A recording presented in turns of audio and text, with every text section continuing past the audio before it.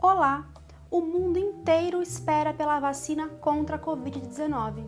No Brasil, 4 vacinas estão em fase avançada de testes e sendo aplicada em voluntários. Esse é o tema da entrevista central de hoje com o médico infectologista Júlio Croda. Na reportagem, tratamos do drama das mulheres grávidas em meio à pandemia. Com medo da contaminação por coronavírus, exames do pré-natal são adiados e as mulheres ficam sem acompanhamento. Eu sou a Larissa Gold e começa agora a Central do Brasil.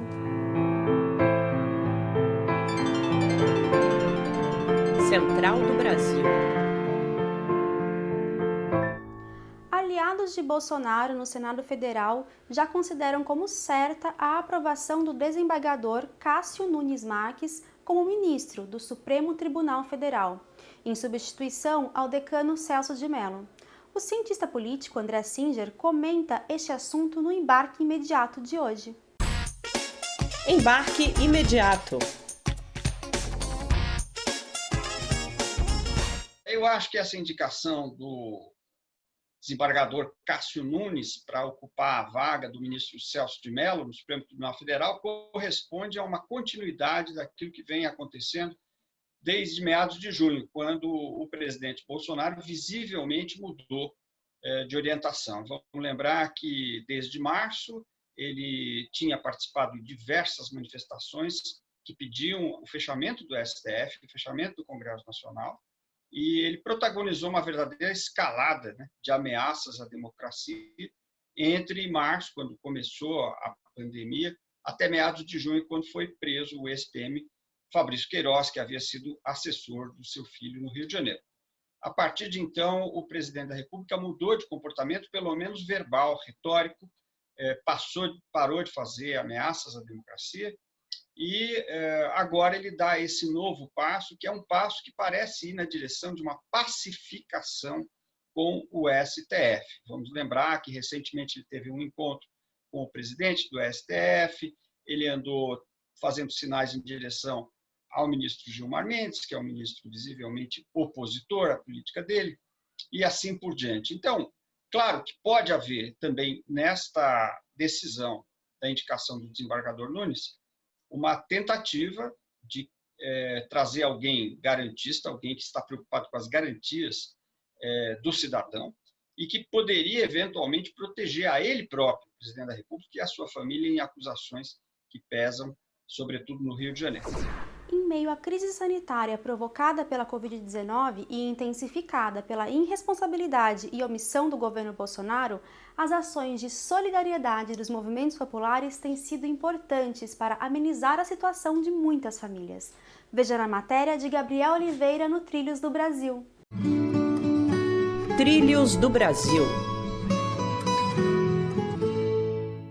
Abraçando as necessidades materiais e afetivas do município de Eldorado do Carajás, no Pará, o coletivo Intimidade com a Terra tem trabalhado de forma incessante na produção de máscaras e sabão.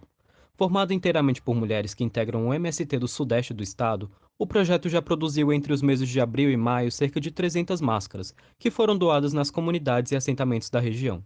Buscando beneficiar ainda mais pessoas, a nova meta da produção é de 5.000 máscaras ao total. No estado do Piauí, a campanha nacional Mutirão contra a Fome ganhou força a partir da união dos movimentos Rede Periferia Viva, Movimento dos Pequenos Agricultores, Companhia Nacional de Abastecimento e o Centro de Referência da Assistência Social.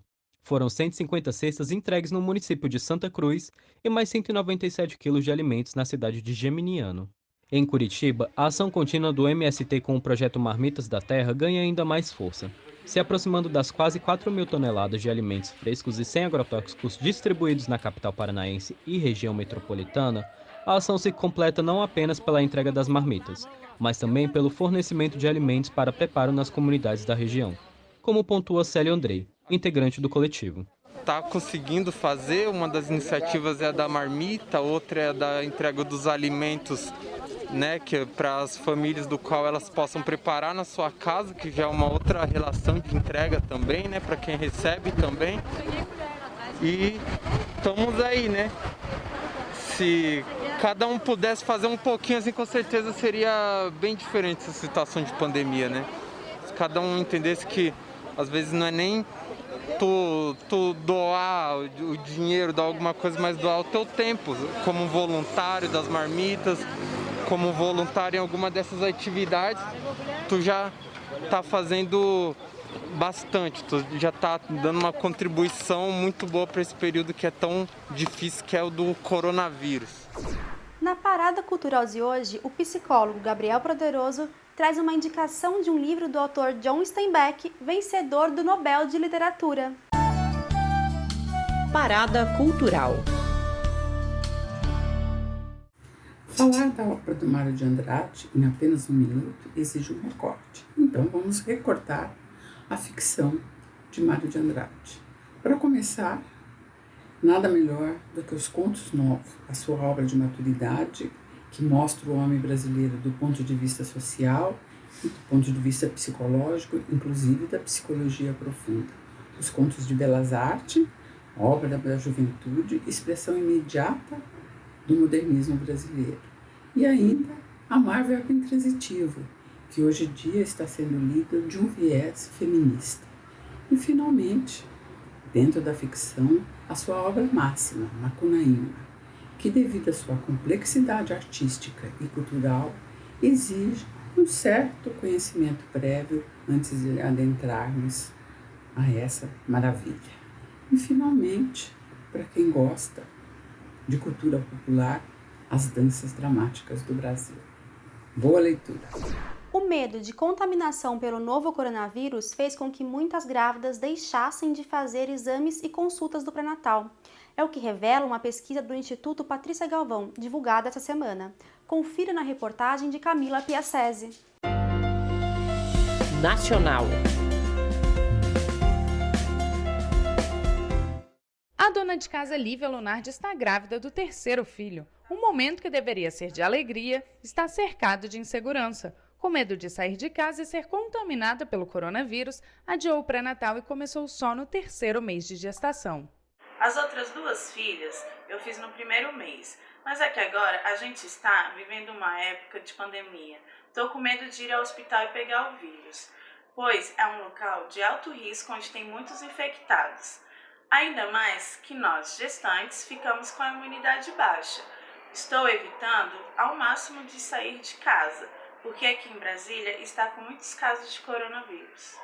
O medo da Lívia é comum entre as mulheres grávidas. 1 em cada 3 diminui a ida às consultas e a realização de exames presenciais. Essas mulheres disseram não ter recebido orientação alguma nas consultas de pré-natal sobre como evitar a contaminação pelo coronavírus. Para 84%, a experiência da chegada de um novo filho ficou mais difícil por conta da pandemia. É o que mostrou a pesquisa de mulheres grávidas e puérperas diante do coronavírus realizado pelo Instituto Patrícia Galvão. O médico obstetra do Hospital da Universidade Federal de Pernambuco, Dr. Tiago Saraiva, percebeu a queda na procura dos atendimentos. Em média, ele atendia 18 pacientes por dia e agora está com 6. E isso não é nada bom. Aumentou a mortalidade materna por conta da falta do atendimento, segundo ele. Gestação não é doença, mas que precisa ser bem acompanhada. Então, não é comum hoje a gente ver casos de descolamento de placenta que estão relacionados muito a síndromes hipertensivas, a pressão alta na gravidez, em que a gestante não fez muito controle, casos de óbito de bebê por sífilis, porque não teve diagnóstico e tratamento adequado. Então, a gente teve muito problema com isso. Então, alguns serviços notaram esse aumento na mortalidade e na morbidade por essas patologias. São muitas interrogações quando se fala do rumo da pandemia da Covid-19 no Brasil. A situação será resolvida apenas com o desenvolvimento de uma vacina que tenha efetividade e alcance a maior parte da população. Esse é o tema da entrevista central de hoje. Jonatas Campos conversa com o médico infectologista Júlio Croda. Entrevista Central. Nossa entrevista central conversa hoje com o médico infectologista da Fundação Oswaldo Cruz, Júlio Croda. Ele também é professor da Universidade Federal do Mato Grosso do Sul. Doutor, agradecemos sua participação nessa entrevista central.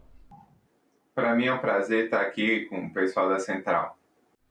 O ministro Pazuello fez uma série de anúncios prevendo até uma quantidade de 140 milhões de doses de vacinas contra o coronavírus. O senhor acha que em 2021 a população brasileira já pode se considerar vacinada contra o coronavírus?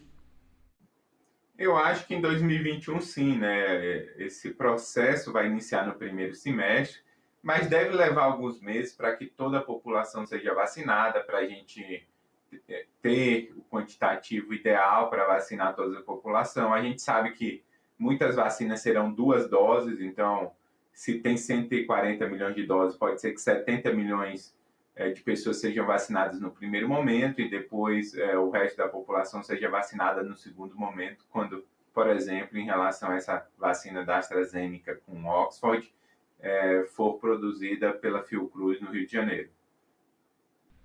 Doutor, o senhor falou de 2 doses e eu queria lhe perguntar sobre a efetividade das vacinas.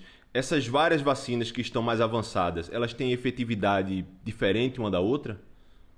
Ainda não sabemos nada a respeito, ainda não foi publicado nenhum dado, não existe nenhum dado público, nem submetido a nenhuma agência regulatória. Então, nós só teremos alguma certeza quando as empresas divulgarem esses resultados. E é importante salientar que serão resultados parciais. Se houver qualquer tipo de aprovação no início do ano, será uma aprovação para uso emergencial. Os estudos continuarão, porque os estudos preveem um acompanhamento de 1 ano para todos os voluntários, e só ao final desse 1 ano nós teremos realmente a certeza, por exemplo, de por quanto tempo o indivíduo que tomar a vacina ficará protegido. A gente vai ter resultado parcial, que talvez possa fazer com que as agências regulatórias liberem a utilização dessa vacina, mas a certeza absoluta só virá após a finalização do estudo e a duração é de 1 ano. O senhor sabe, dessas 3 vacinas que estão sendo mais comentadas, a da AstraZeneca, a Coronavac e a Sputnik da Rússia, o senhor tem conhecimento de qual delas está mais avançado e qual delas pode ser a mais utilizada no Brasil? Essa pergunta, em termos da mais avançada, que iniciou o estudo mais precocemente, né? Então, a gente tem, por exemplo, da AstraZeneca com Oxford, foi a primeira vacina no mundo que iniciou o estudo de fase 3. A Coronavac também, ela está bastante avançada, e a Sputnik foi a última que iniciou o estudo de fase 3. Então, pela ordem cronológica, a chance, se a vacina for eficaz da AstraZeneca, é que essa vacina tenha sua aprovação primeiro do que as outras vacinas. Mas tudo depende, né? Depende da eficácia da vacina. Esse dado da eficácia é desconhecido, porque ainda não foi analisado por nenhuma empresa. Não está público, não foi divulgado, ninguém sabe. Então, só quando esses resultados vierem a público, que a gente vai poder dizer alguma coisa em relação a qual dessas vacinas é melhor. Doutor, eu queria agora falar sobre o coronavírus em si, sobre a Covid, a doença. Os governos estaduais, o governo federal, se acostumaram a divulgar o número de pessoas curadas ou pessoas recuperadas, como eles chamam. Mas eu queria lhe perguntar, já existem estudos mais robustos sobre as sequelas que o coronavírus tem deixado na população? Essa pessoa pode ser considerada curada? Esses estudos eles estão saindo agora, né? A gente tem sequelas importantes cardíacas, neurológicas e pulmonares, mesmo em pacientes que tiveram a forma leve. Muitos apresentam perda de olfato, de paladar, que duram meses. Muito apresenta uma dificuldade no raciocínio, apresenta taquicardia, mesmo os pacientes que tiveram a forma leve. Então, assim, de todo esse número de recuperados, a conta que é feita é simples. Subtrai os pacientes que não foram a óbito dos pacientes confirmados. Mas esses pacientes não estão totalmente recuperados, né? Tem estudos que mostram, por exemplo, que 1/3 dos pacientes que não precisaram de internação após 2 ou 3 semanas ainda apresentam sintomas relacionados à Covid. Então, é uma doença nova que a gente desconhece e que apresenta o que a gente chama de síndrome pós-Covid, que você tem ainda alguns estudos iniciais sendo publicados e não tem nenhum consenso em relação a qual deveria ser o tratamento para essa síndrome pós-Covid. A Central do Brasil fica por aqui. Nos acompanhe nas redes sociais e em todas as plataformas de podcasts, como o Spotify, o Deezer, o Google e o Apple Podcasts. Bom final de semana!